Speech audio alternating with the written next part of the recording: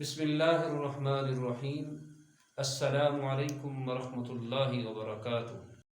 جب آپ صلی اللہ علیہ وسلم کی عمر 35 سال ہوئی تو قبیلہ قریش نے خانہ کعبہ کو ازسر نو تعمیر کرنے کا ارادہ کیا، کیونکہ اس وقت خانہ کعبہ کی دیواریں بالکل بوسیدہ ہو چکی تھیں، کمزور پڑ چکی تھیں۔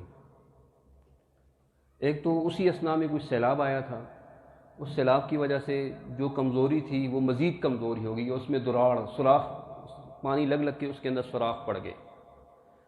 تو قبیلہ قریش والوں نے کہا کہ ہمیں خانہ کعبہ کو ازسر نو تعمیر کریں ہم لوگ۔ قبیلہ قریش کی بھی ایک عادت تھی، اب خانہ کعبہ کی تعمیر کا جب اعلان ہوا تو ایک سردار کھڑا ہو گیا، اس نے کہا کہ ہم خانہ کعبہ تعمیر کریں گے لیکن ہم حلال پیسے سے تعمیر کریں گے، اس میں کسی شخص کا حرام کا پیسہ نہیں لگے گا، لہذا جس کی حلال کی کمائی ہے وہ تو اپنی کمائی لا کے رکھے یہاں پہ، جس کی حرام کی کمائی ہے۔ اس زمانے میں شراب کا کاروبار لوگ کیا کرتے تھے، عورتوں کو جو ہے وہ نچوایا کرتے تھے، انہوں نے باقاعدہ عورتیں رکھی ہوئی تھیں، لوگ ان کو ناچ گانا آ کے دیکھا کرتے تھے، ان کو پیسے دیا کرتے تھے، یہ ان لوگوں کے شغل ہوا کرتے تھے۔ تو اس سردار نے اعلان کیا کہ اس قسم کا کوئی پیسہ جو ہے وہ خانہ کعبہ کی تعمیر کے لیے استعمال نہیں کیا جائے گا، صرف حلال کا پیسہ استعمال کیا جائے گا۔ شروع کر دی تعمیر، اور یہ تعمیر بھی بڑی زبردست انداز میں شروع ہوئی۔ اسی عرصے کے دوران، یعنی جس وقت یہ لوگ بیٹھ کے آپس میں مشورہ کر رہے تھے کہ خانہ کعبہ کی تعمیر ہونی چاہیے، اسی عرصے کے دوران حبشہ سے ایک تجارتی جہاز آیا، اور اس جہاز کو راستے میں سمندری طوفان نے غرق کر دیا ایک قسم کا نا، یعنی پانی لگ کے اس کے جو تختے تھے وہ ختم ہو کے رہ گئے۔ بڑی مشکل سے وہ جہاز ٹوٹ پھوٹ کا شکار ہو گئے، جدہ کی بندرگاہ کے ساتھ آگے لگا۔ تو قریشیوں کو کسی نے بتایا کہ جدہ کی بندرگاہ پہ بحری جہاز کھڑا ہے، اور اس میں ابھی تک کچھ تختے جو ہے نا، کچھ لکڑی اس میں سلامت ہے، اور کچھ کپڑا بھی ابھی تک اس میں سلامت ہے، اور اس کا جو ملا ہے وہ ایک بہترین قسم کا کارپینٹر ہے، تو ہم اس کو بلا لیتے ہیں۔ ادھر سے ایک وفد گیا، اس نے جہاز کا سامان دیکھا، اس سامان کو انہوں نے خریدا، وہ جو جہاز کا چلانے والا تھا اس کے ساتھ بات کی، اور اس کو خانہ کعبہ کی پوری تاریخ بتائی کہ یہ ہمارا گھر ہے، آپ آگے اس کو تعمیر کریں۔ اس کو لے کے آگے، اور یہاں مکہ میں جو مقامی کاریگر تھا ان دونوں کو آپس میں لگا کہ جی اب آپ مکہ کی تعمیر کریں، اور صرف حلال پیسے سے تعمیر کی گئی۔ اب جب حلال پیسے سے تعمیر شروع ہوئی تو انہوں نے تعمیر کے اندر بڑا عجیب ایک قسم کا کام کیا قریش والوں نے۔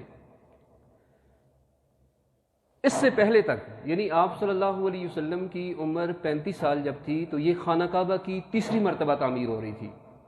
کتنی مرتبہ؟ تیسری مرتبہ۔ پہلی مرتبہ جو خانہ کعبہ کی تعمیر ہوئی وہ حضرت آدم علیہ السلام نے کی۔ آدم علیہ السلام نے جو تعمیر کی، اس کے بعد جب نوح علیہ السلام کے زمانے میں طوفان آیا تو اس طوفان میں وہ تعمیر ختم ہو گئی۔ پھر دوسری مرتبہ تعمیر کی حضرت ابراہیم علیہ السلام نے اپنے بیٹے کے ساتھ مل کے، اور یہ تعمیر اسی طرح چلی آ رہی تھی۔ اس میں پھر ظاہر سی بات ہے ہزاروں سال گزرے بیچ میں سے، کوئی تھوڑا وقت تو نہیں گزرا تھا، اس میں طوفان، ہوائیں، پانی، ہر چیز لگتی رہی، لیکن کسی نے چھیڑا اس کو نہیں، جو چیز جیسے چلتی آ رہی ہے۔ اس تیسری تعمیر کے وقت خانہ کعبہ کی دیواریں اتنی تھیں جتنا کہ ایک انسانی قد ہوتا ہے، 5 فٹ 6 فٹ، یعنی ایک بندہ آرام سے دیوار کے اوپر ایسے اپنا ہاتھ بھی رکھ سکتا تھا، اور کعبہ کے اوپر چھت نہیں تھا۔ کعبہ کے اوپر چھت نبی صلی اللہ علیہ وسلم کے دور تک، یعنی 35 سال کی عمر تک کعبہ میں کوئی چھت نہیں تھا، اور دروازہ بھی نیچے زمین کے ساتھ لگا ہوا تھا، لوگ ادھر سے آ کے اندر چلے جایا کرتے تھے۔ تو قریشیوں نے کہا کہ اب ہم جو تعمیر کریں گے اس تعمیر میں یہ چیزیں نہیں ہوں گی، چھت بھی ہم ڈالیں گے، دیواریں بھی ہم اونچی کریں گے، دروازہ بھی ہم اونچا کریں گے، کیونکہ قریش کی عزاداری تھی، وہ جو کچھ چاہتے وہ کر سکتے تھے۔ تو انہوں نے 18 فٹ تک دیواروں کو اونچا کیا۔ آج بھی آپ دیکھیں کہ خانہ کعبہ کتنا اونچا ہے، اس کی دیواریں کتنی اونچی ہیں اس کی۔ اچھا، دیواریں انہوں نے اونچی کر کے بنا دی، اس کے اوپر چھت انہوں نے ڈال دیا، پہلے چھت نہیں تھا، چھت انہوں نے ڈال دیا۔ پھر جو دروازہ تھا، اس وقت تک 2 دروازے تھے، تعمیر سے پہلے تک 2 دروازے تھے، ایک دروازے سے لوگ داخل ہوا کرتے تھے اور دوسرے دروازے سے لوگ نکل جایا کرتے تھے، ایک کو مشرقی دروازہ کہتے تھے اور ایک کو مغربی دروازہ کہا جاتا تھا۔ اب قریشیوں نے کیا کیا؟ قریشیوں نے ایک دروازہ بند کر دیا اور ایک ہی دروازہ باقی چھوڑا، انہوں نے کہا جی ایک ہی دروازے سے لوگ داخل بھی ہوں گے اور ایک ہی دروازے سے لوگ نکلیں گے. مقصد کیا تھا؟ کیونکہ قریش کی عزاداری تھی، وہ ان کا مطمع نظر یہ تھا کہ جس کو ہم داخل کریں وہ داخل ہو، جس کو ہم اجازت نہ دیں اس کو وہ داخل ہی نہ ہو. اس کے لیے انہوں نے ایک ہی دروازہ رکھا، اور وہ دروازہ بھی زمین سے انہوں نے اٹھا دیا. ایک انسانی قد کے برابر ہے. جن لوگوں نے دیکھی ہے وہ جگہ، وہ دیکھتے ہیں کہ مطلب میرے جیسا بندہ جب ایسے ہاتھ کرتا ہے تب اس کے ہاتھ جا کے دروازے کے ساتھ ٹچ ہوتے ہیں. باقی دروازہ تو اوپر ہے نا، اس دروازے کے نیچے والے حصے کے ساتھ میں اگر ہاتھ کھڑا کروں تو میرے ہاتھ جا کے اس کی، جس کو ہم کہتے ہیں دہلیز کے ساتھ جا کے ٹچ ہوں گے. انہیں اتنا اونچا انہوں نے اس کو کر دیا. مقصد کیا تھا کہ ہم خود یہاں پہ ہوں گے تو جو ہمارا دوست ہوگا ہم اس کو کہیں گے تم داخل ہو جاؤ، اور جو ہمارا دشمن ہوگا ہم اس کو داخل ہونے کی اجازت نہیں دیں گے. اس طریقے سے انہوں نے خانہ کعبہ کی تعمیر کی. اب جب حلال کے پیسے استعمال کر رہے تو اچانک پیسے ختم ہو گئے. تعمیر پوری نہیں ہوئی، اچانک پیسے ختم ہو گئے. جب پیسے ختم ہو گئے تو سردار نے اعلان کیا کہ ہماری کمٹمنٹ اپنی جگہ پہ باقی ہے کہ ہم حلال کا پیسہ استعمال کریں گے، حرام کوئی نہیں لائے گا.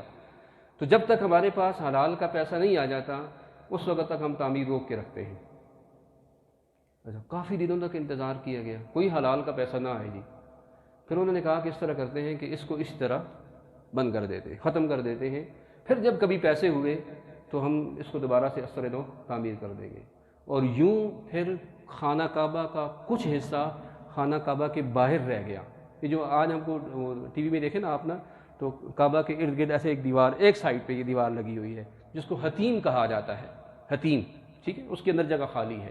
وہ بھی حتیم کے اندر جو جگہ ہے وہ بھی دراصل خانہ کعبہ ہی کا حصہ ہے. لوگ وہاں پہ نفل پڑھتے ہیں، اندر تو کسی کو نہیں جانے دیتے، لیکن وہ جو حتیم کے اندر والا حصہ ہے اس میں لوگ جو ہے نا وہ چلے جاتے ہیں. اور وہ بھی اس میں نفل پڑھنا ایسا ہی ہے جیسے کہ خانہ کعبہ کے اندر نفل پڑھنا. تو وہ جگہ پیسے نہ ہونے کی وجہ سے وہ جگہ باقی رہ گئی. دیوار انہوں نے پیچھے کر کے لگا دی، اور اس کو اس نے ویسے ایک چھوٹے چھوٹے نشان لگا دیے تاکہ یہ نشانی رہے کہ یہ جگہ بھی خانہ کعبہ کا حصہ ہے. اب رہ گیا حجر اسود، اس کو دیوار میں فٹ کرنا رہ گیا. اب جب دیوار میں فٹ کرنا رہ گیا تو ایک سردار کہتا ہے میں رکھوں گا، دوسرا کہتا ہے میں رکھوں گا، تیسرا کہتا ہے میں رکھوں گا. اب وہاں پہ کوئی حکومت تو تھی نہیں نا، آزاد قبائلی نظام تھا اس کا. یہ ہم انشاءاللہ کسی کلاس میں پڑھیں گے کہ آپ وسلم کے زمانے میں جزیرۃ العرب کے حالات کیسے تھے، اس کے اندر یہ ساری چیزیں تفصیل کے ساتھ پڑھیں گے. تو آزاد قبائلی نظام تھا، حکومت، مرکزی حکومت سر پہ کوئی نہیں تھی کہ کسی ایک بندے کی بات مان لے. تو ہر سردار چاہتا جی میں حجر اسود کو اٹھا کے دیوار کے اندر رکھوں. اس پہ اختلاف پڑ گیا. کہتے ہیں اتنا زبردست قسم کا اختلاف پڑا کہ جنگ و جدال تک نوبت آنے لگی. یعنی تلواریں نکل گئیں، ہر سردار نے اور اس کے ماننے والوں نے تلواریں نکال لیں کہ دیکھتے ہیں ہمیں کون روکتا ہے حجر اسود کو دیوار میں لگانے سے. جب لوگوں نے تلواریں نکال لیں اور حرم کے اندر کھڑے ہو گئے، کعبہ کے سامنے کھڑے ہو کے انہوں نے تلواریں نکالیں، تو ایک بڑی عجیب سی کیفیت پیدا ہو گئی. تو ایک بوڑھا تھا، وہ اٹھ گیا اور اس نے اٹھ کے اعلان کیا. اس نے کہا کہ لڑتے کیوں ہو، میں ایک تجویز دیتا ہوں، میری تجویز کو آپ مان لیں. تو سب لوگوں کے کان کھڑے ہوئے. ان کا جی کیا تجویز ہے؟ میری تجویز یہ ہے کہ کل سب سے پہلے حدود حرم میں جو شخص سب سے پہلے داخل ہو اس کو اپنا ثالث مان لیں، اس کو اپنا ثالث مان لیں، وہ جو فیصلہ کرے تم اس فیصلے کو قبول کر لو. سب نے کہا ٹھیک ہے جی، چلیں اگر اس سے جھگڑا ختم ہوتا ہے تو اس سے جھگڑا ختم کر دیتے ہیں. اب سب لوگوں کی نگاہیں اب اگلے دن پہ چلی گئیں کہ اگلے دن جو ہے نا وہ کون سب سے پہلے حدود حرم میں داخل ہوتا ہے.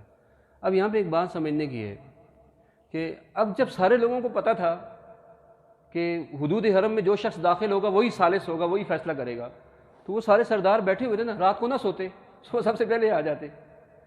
لیکن اللہ تعالیٰ کی مشیت کچھ اور چاہتی تھی، اللہ تعالیٰ کی قدرت کچھ اور چاہتی تھی. اگلے دن حدود حرم میں سب سے پہلے داخل ہونے والے محمد صلی اللہ علیہ وسلم تھے. جب لوگوں کو پتہ چلا کہ حرم میں سب سے پہلے داخل ہونے والا محمد ہے تو لوگ تو پہلے سے امین کہتے تھے، پہلے سے سچائی اور دیانت لوگوں کی زبان کے اوپر عام تھی. انہوں نے کہا جی ہمیں فیصلہ منظور ہے، محمد جو فیصلہ کریں وہ فیصلہ منظور ہے. 35 سال کی عمر میں آپ صلی اللہ علیہ وسلم نے جو فیصلہ کیا وہ دیکھیں کتنی حکمت کے اوپر مبنی تھا.